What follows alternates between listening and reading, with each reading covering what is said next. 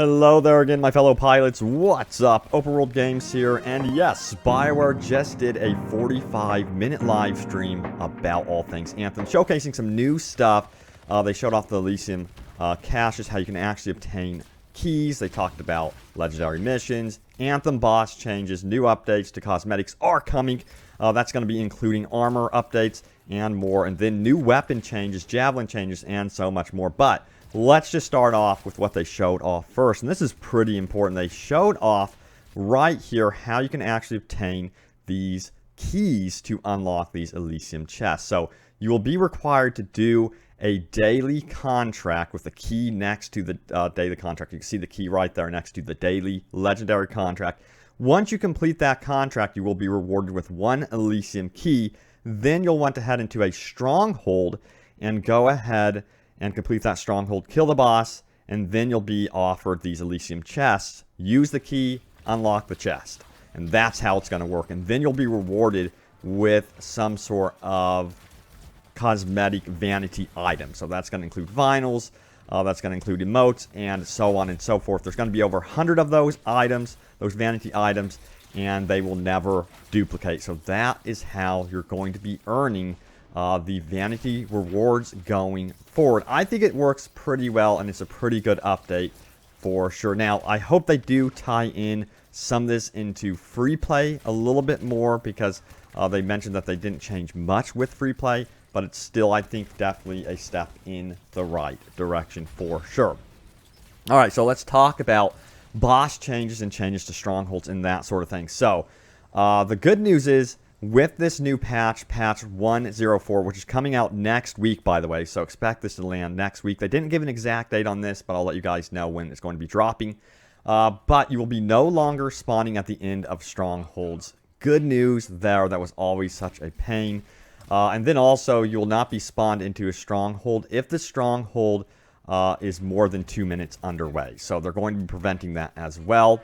Now, the good news about bosses is they're going to be mattering now. So bosses will now roll more than just masterworks and will roll legendaries, etc. So there will be a reason going forward to defeat, these bosses. So there's some good news there. And of course, you got to remember, you're going to want to grab those Elysium chests. Now, a note about the Elysium chests, by the way, it's ideal to have 4 players in your squad. Each one of you have an Elysium key, because there's going to be 4 chests.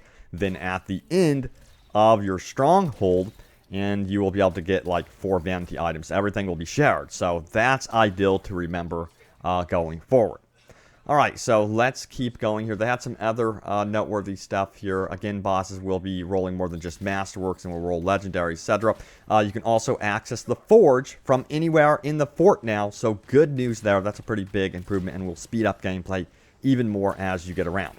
Now, they did showcase legendary missions, and one of the things that I love about legendary missions is they will also have, these mixture of legendary enemies in there now. So they're going to basically be having new enemy formations, I guess you would say. So this Ursix, for example, is going to be a legendary Ursix, and then they're going to have like a boss at the end of your legendary mission. So first of all, let's break down what they talked about with legendary missions. So of course, if you don't know what these are, they're going to be critical path missions that you have done before, of course. So story missions that are replayable, but they're going to be thinning out the fat, I guess you would say, getting rid of the big dialogue, trees, I guess you would say, that you experienced in Fort Tarsus and stuff like that. There's still going to be cinematics here and there, but they're going to be much more limited, so you don't really have to worry about that. You're going to be getting into the gameplay. Now, once a day, there will be a legendary mission available, and they will be cycling through those every single day. Now, they're going to start off with 6 of these, and that's going to be coming out in the next update, 104. So there's also going to be a chest at the end of these legendary missions, and that's going to offer you some cool rewards. Now, you're going to definitely want to play on Grandmaster 2 and Grandmaster 3, because something hilarious happened in the stream.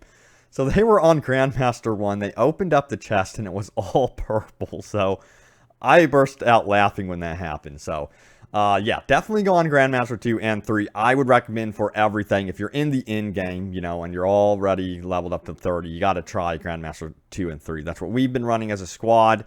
here on Open World Games, and that's going to net you the best rewards. I've gotten 2 legendaries yesterday, a bunch of masterwork and stuff like that with my squad, so that was a ton of fun.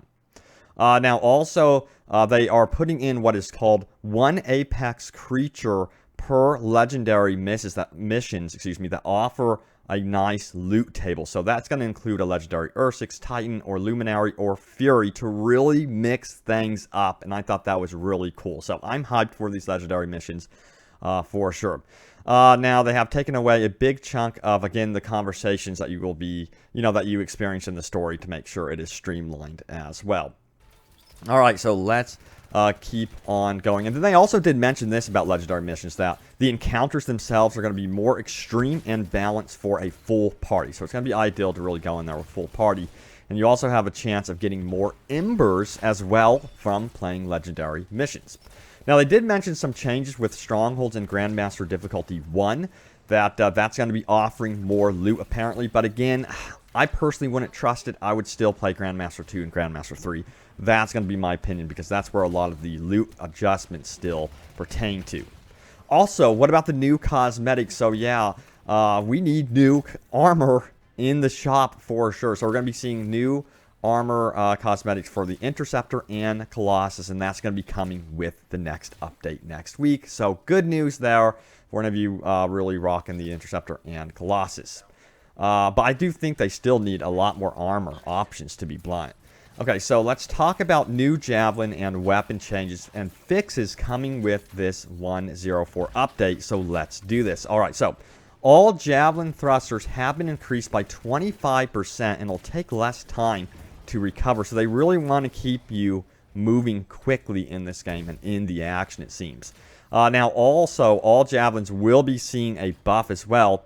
And one ability, they gave an example of one ability that has changed on the Colossus. So they said that now when you get shot with the Colossus, you'll do more damage. And they were speaking to one of the abilities specifically. So I haven't played much Colossus, honestly. But also, they mentioned a change with the Interceptor. Say no longer do you have to mash with the Interceptor's melee button. You can just hold it down, and then you'll see a flurry of moves. Now, this does not apply to the ultimate. I think they've wanted a difference there between the ultimate and, the regular Interceptor melee.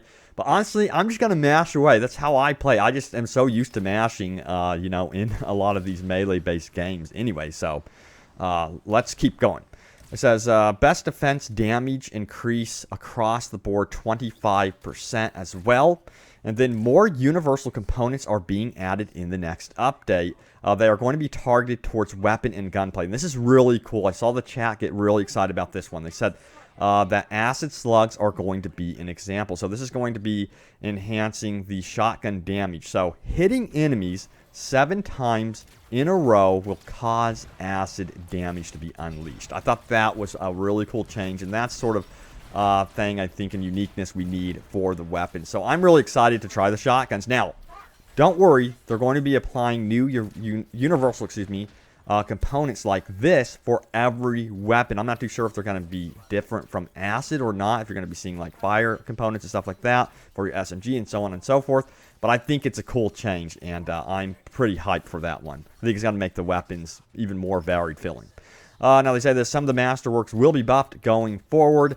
And then also consumables can be sorted by name and rarity now. So there you have it. I think that was a very highly requested feature. All right, so what about the other changes? We've got some other changes as well. They are going to be looking into the waypoint for the map and are currently hard at work on that one. It's not going to make it into the next update, unfortunately. When it comes to scaling, they're also working on adjusting scaling, progression, and loot and incremental updates as well. And no longer in the new update, patch 1.04, this is going to apply. No longer will enemies just disappear when world events are triggered. So no more disappearing titans and so on and so forth. And they are looking to solve the problem with luck, but again, that's not going to be happening in this patch. It seems like Chris, who of course was in the stream, was on the side of, at least from what he was hinting at, it appeared that he has some things to say about luck. So, yeah, it's going to be interesting to see what they do with that one. Honestly, I think that they will change that significantly in the future. Now, DLSS support is coming in the next update, so good news there. And get this, Field of View has been added for PC players. They did show this off. It was really cool. You'll be able to you know, dive under the water and have a different field of view when you go underwater if you want to. Or, you know, even when you're flying around. So there's a lot of cool stuff you could do with the field of view. It seems like a pretty beefy update in terms of just the field of view. By the way, you can check out the full live stream for yourself in the description below if you want to. It's 45 minutes long. Check it out. All right, so what about more inventory space? That's going to be investigated, and that's all they're going to say about that one. To me, it didn't seem like it was like 100% priority right now. There's a lot of other things they want to focus on, including, you know, the loot issues, the scaling, and stuff like that. Now, also, they did mention that there's smoother transitions for going in and out of water, and then improved performance on gameplay effects to improve performance strain. So they're talking about explosions, weather, and so on and so forth. They're gradually improving the performance of this game as time moves on. But Robbie, what about those fog walls? So they have removed a lot of the fog walls in this new update, especially in Strongholds. And then the respawn timer has been fixed. So what would happen is if you would be reviving someone and then stop, that would reset the timer. So that's no longer going to be the case. They did mention that we're going to be getting overall crash improvements. Fixes for the pilot data error have been added. Interaction fixes have also been added in there. So if a player is unable to revive someone and so on and so forth, that is going to be no longer the case there. You'll be able to interact with the player that is downed. Then they are going to be looking and investigating at a stat screen, but they just don't want to throw something together. They did add the components to your Javelin's stat screen as well, so they are making incremental updates there. And then SLI support is being currently worked on. So what about future updates and streams? They did mention that they might be showing something really cool in the next stream. Expect a new stream in the next few weeks. They said it's going to tie to something they really are excited about showing. I'm going to take a guess that that could be the Sunken Stronghold, that we may be getting a sneak peek at that one. So yeah, new Stronghold will be coming up here in April, as well as a bunch of other updates, you know, to the Mastery, Pilot Skill System, which will be coming up. So a bunch of stuff in April. April is the month I'm getting excited for. And then, of course, May, the Cataclysm. So that's going to be big. I'm so curious to see what they're doing with this Cataclysm. But guys, thank you for watching. Stay tuned here for more Anthem news and updates. And, of course, open world gaming goodness. And I will see you all next time. Thanks. See you guys later. Take care.